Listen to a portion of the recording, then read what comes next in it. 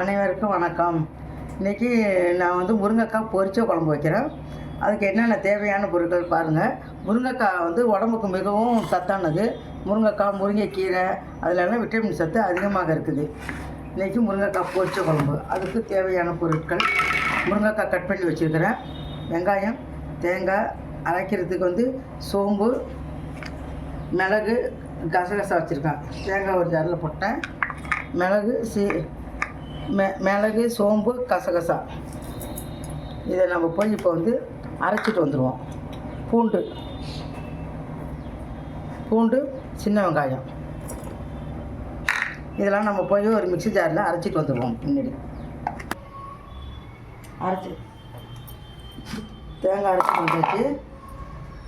கடாய் அடுப்பில் வச்சுட்டேன். இப்போ இன்றைக்கி நான் வந்து தேங்காய் எண்ணெயில் செய்ய போகிறேன். தேங்காய் எண்ணெயில் செஞ்சோம்னா ரொம்ப நல்லா இருக்கும், டேஸ்ட்டாகவும் இருக்கும், நமக்கும் நல்லது. அது தேங்காய் எண்ணெயில் செஞ்சு பாருங்கள், எல்லாமே மிகவும் ரொம்ப சுவையாக இருக்கும். எண்ணெய் சூடாகிடுச்சு. பட்டை, சோம்பு கொஞ்சம் போட்டுக்குவோம். வெங்காயம், கருவேப்பிலை, பச்சை மிளகாய். தேங்காய் எண்ணெய் போட்டதுனால நல்ல வாசனை நல்லா வருது. இதோட கொஞ்சம் உப்பு போட்டுக்குவோம். உப்பு போட்டால் கொஞ்சம் சீக்கிரம் செவந்து வந்துடும். இப்போ தக்காளி போட்டுருவோம்.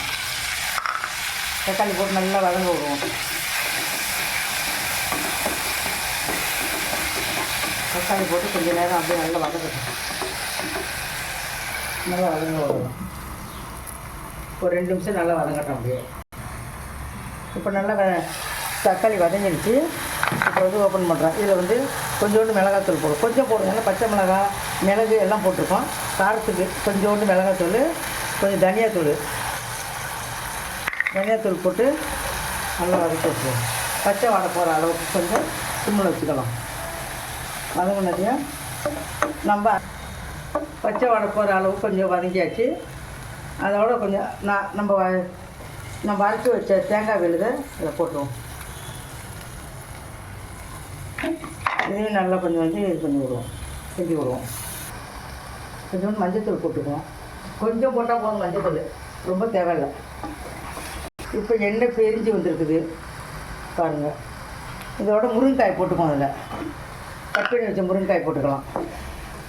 முருங்கை போடலாம், தேவை இருந்தால் உருளைக்கிழங்கு போட்டுக்கலாம். இப்போ நல்லா எண்ணெய் பிரிஞ்சு வந்துருச்சு. அரிசி கழிஞ்ச தண்ணி வச்சுக்குவேன். அரிசி கழிஞ்ச தண்ணியில் வந்து குழம்பு வச்சோம்னா ரொம்ப நல்லாயிருக்கும், உடம்புக்கும் நல்லது. அரிசி கழிஞ்ச தண்ணி மேல் தண்ணியை வந்து கழுவி கீழே ஊற்றிடணும். 2வது தண்ணி அரைச்சி வச்சுக்கணும். அரிசி கழிஞ்ச தண்ணியில் குழம்பு வச்சோம்னா ரொம்ப நல்லாயிருக்கும். உப்பு போட்டிருக்கோம். இப்போ கொஞ்சம் உப்பு போட்டுக்குவோம். தேவையான அளவு உப்பு போட்டுக்கிட்டு நல்லா எல்லாம் போட்டாச்சு. இப்போ வந்து ஒரு 2 நிமிஷம் நல்லா கொதிக்க வைப்போம். மூடி போட்டு நல்லா கொதிக்கட்டும்.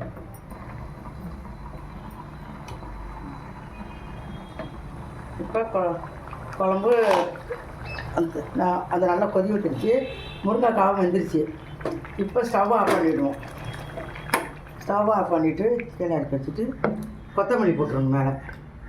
இதெல்லாம் ரொம்ப நல்லாயிருக்கும். நான் போடுறதெல்லாம் பாருங்கள், லைக் பண்ணுங்கள், ஷேர் பண்ணுங்கள், கமெண்ட் பண்ணுங்கள். உங்களோட ஆதரவு எனக்கு எப்போயுமே தேவை. எனக்கு நன்றி, வணக்கம்.